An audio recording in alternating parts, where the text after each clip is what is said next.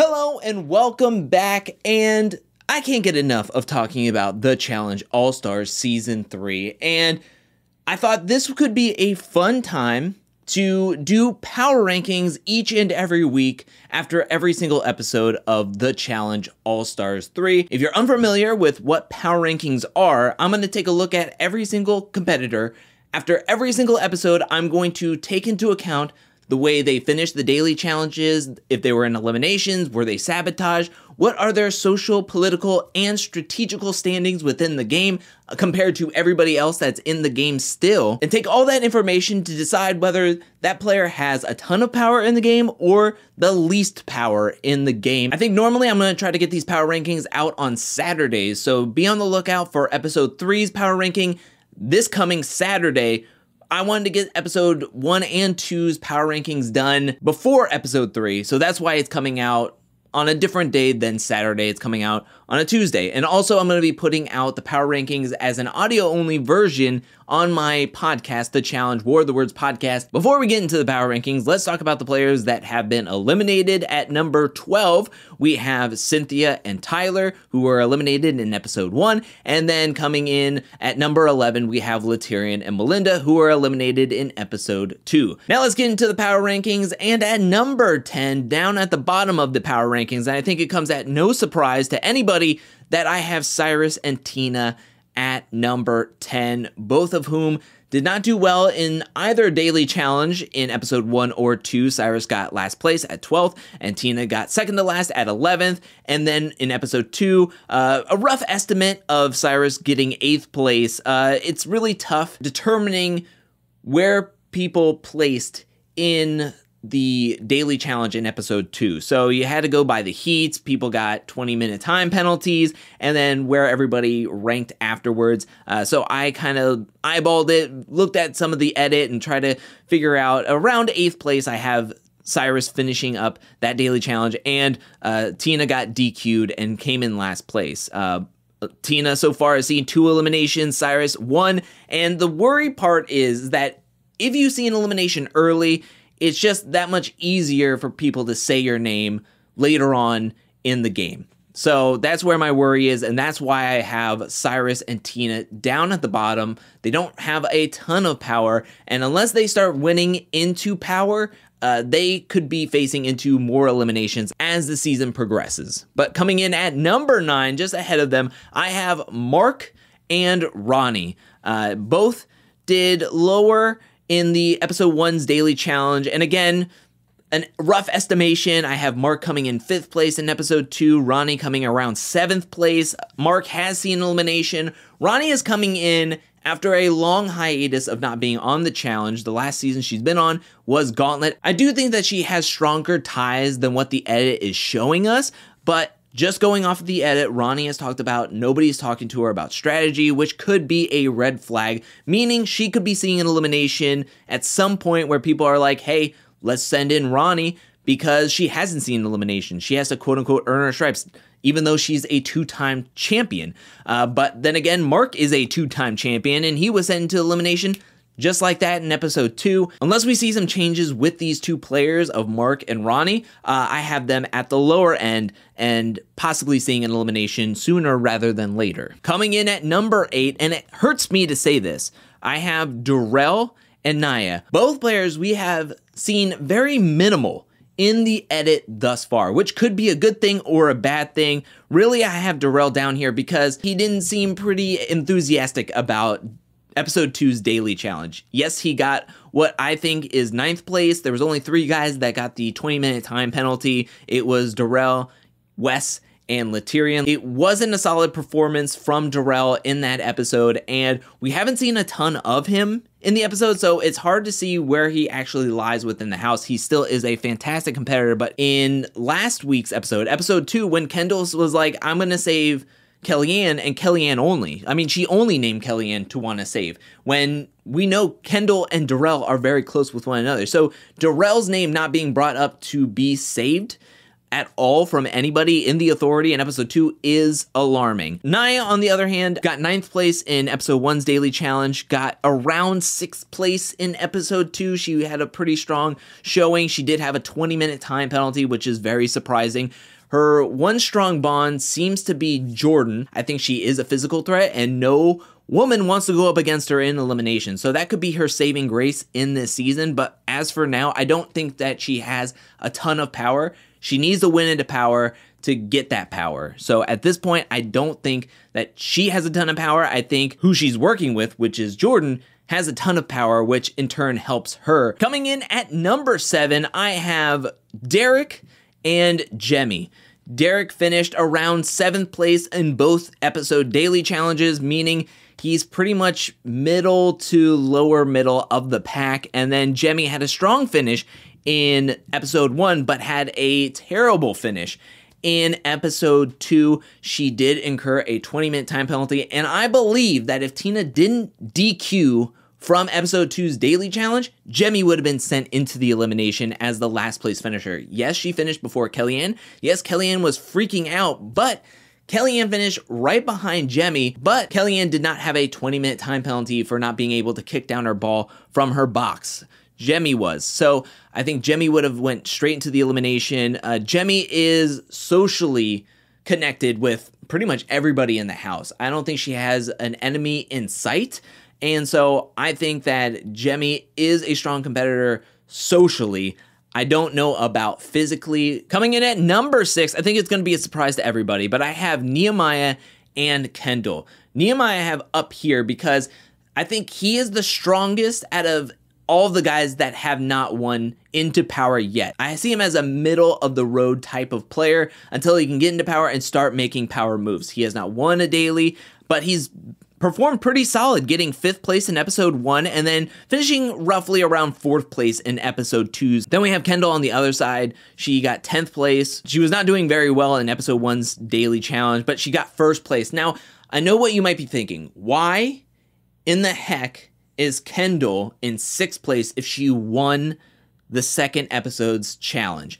I just don't think Kendal has that much power. I think she is connected with, say, Darrell and Kellyanne, but if you remember in episode 2, Sylvia was talking about how Kendal and Kellyanne like to stay by themselves. They're really close with one another, but not really anybody else. And so it feels like Kendal is very much like a Derek in the sense that she doesn't want to get blood on her hands. She doesn't want to make the tough decisions, and she would rather perform and just look out for herself and perform the best she can, but she would rather not make the tough decisions, or she hates to be in power. Coming in at number 5, I have MJ and Veronica. Both of these players got 3rd place in episode 1. They both were able to get into the authority. And then in episode 2, I have MJ finishing roughly in 6th place while Veronica finishes roughly in 9th place. I think out of all the guys who won into the authority, I think that MJ is one of the weaker competitors. Strategically, I think mentally. I would also throw out there physically. If you've taken a look into the other scenes from episode 1 and 2, MJ has this giant knee brace on at all times. Also, I don't know how strong of ties he has with everybody else. He played on last season. It seemed like John A. and her connections were helping him get further into the game. And of course, they were paired up with each other the whole time. And they never got a shot taken at each other. I think that MJ could see an elimination before any of the other guys. Let's just be real. I think that MJ is not very strong socially, politically, or strategically compared to the rest of the guys that are ahead of him or who I put ahead of him. Veronica, I think, is the opposite. I think she is strong socially, strategically, politically. I think her performance-wise has dropped her down in the ranks of number 5. Can she keep her social bonds in strong place? Because we saw what happened with Tina, where Tina was like, I'll say Veronica's name at a drop of the hat if need be, because of what happened in episode 1's authority meeting. So that's a little alarming. We'll see how Veronica can keep the target off of her back, or if she can keep the target off of her back. Locking it in at the number 4 spot, I have Brad and John Nay. Brad getting 9th place in episode 1's daily challenge. Not that great, but coming in Third, in episode 2's finish, getting into the authority, making the power play to save Wes, because you knew Yes and Jordan were salivating. And I think Brad is trying to make a power move to lock in a stronger tie with a big player in Wes and possibly help himself out further into this game. And I think that's going to either help him or hurt him.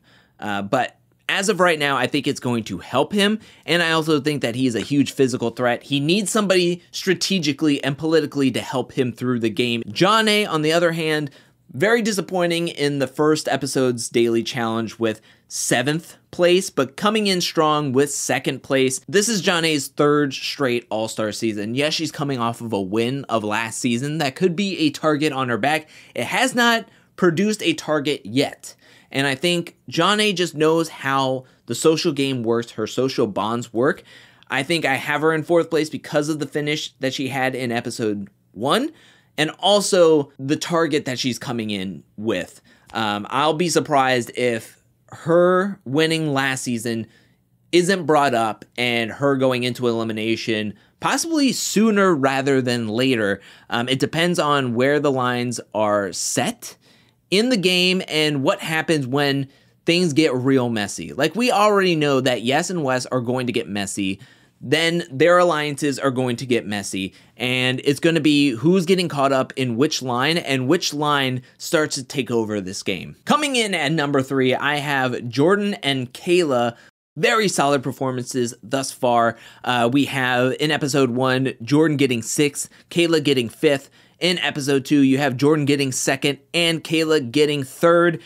No elimination scene yet. I think Jordan could have made it into the top spot if he would have taken a shot at Wes.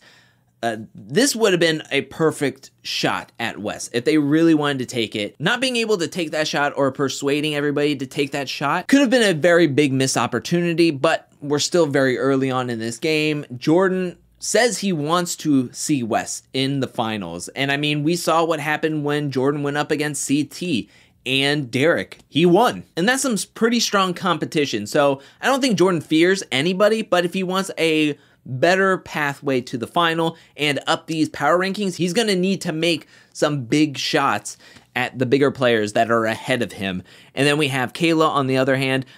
She is doing pretty well in puzzles. She's doing pretty well in the physicality part. I mean, let's be real. There was only 4 women that did not get hit with a 20-minute time penalty for being dropped automatically, and Kayla was one of them. She was able to get into the authority, and if she keeps up this performance, then I don't think that there's any way to stop her. I also like her physically in the game. She's coming in ready to play.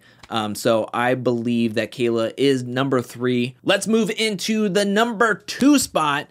And I have at number 2, I have Wes and Kellyanne. Wes had a strong finish in episode 1, getting 1st place, and then getting 2nd to last. At least that's what's said in a lot of the confessionals, getting 10th place in episode 2's finish. You might be wondering, why is Wes so high up if he had such a poor performance in episode 1? I just think Wes is way more connected than, say, Jordan is. So I'm taking into account his social bonds and the strength of those bonds and where those people rank in these power rankings. And because Wes was able to sneak out of going into elimination in episode 2, I think that's a very strong performance. And so that's why I have him at number 2. And at number 2 for the women, I have KellyAnne because she got 2nd in the episode 1's daily challenge. And I have her getting 4th place for episode 2's finish. Now, you might be going, how? How do you have her at 4th place for episode 2? She was horrific at that puzzle. Granted, she was horrific, but she was one of 4 women that did not incur a 20-minute time penalty.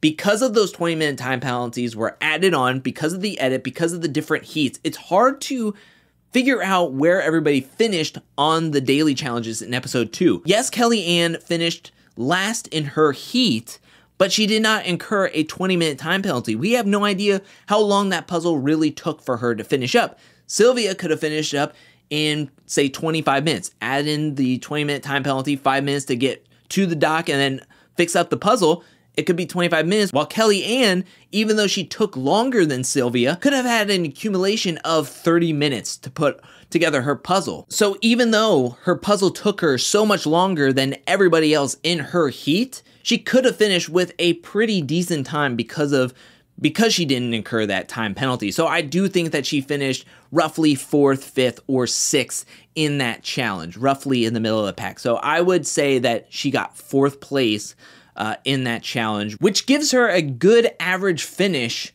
for the season as of right now, heading into episode 3, where she has a 3rd place average finish on the challenge, which is higher than majority of everybody who's on the season. And at number 1, you probably guessed it, it's Yes and Sylvia. Yes has been in the authority twice so far. He's been safe and in power twice in 2 episodes, getting 2nd place in episode 1 finish, getting 1st in episode 2's finish.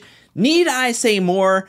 I don't think I need to. I think Yes is coming out firing this season. He's doing a fantastic job, and being in the authority twice in a row, back to back, to start this season could show off that he's a huge risk and a strong threat in the game. But I think he has some solid bonds within the game. I think he has some solid bonds within the season, and I think he's doing a fantastic job so far in the challenges. Same with Sylvia. Sylvia got 1st place in episode 1. Yes, she incurred a 20-minute time penalty for being dropped automatically in episode 2, but she finished her puzzle really quickly in her heat. I think if she didn't incur that penalty, she would have seen the authority a 2nd time. I have her in 5th place, coming in right behind everybody who didn't incur a time penalty on that challenge.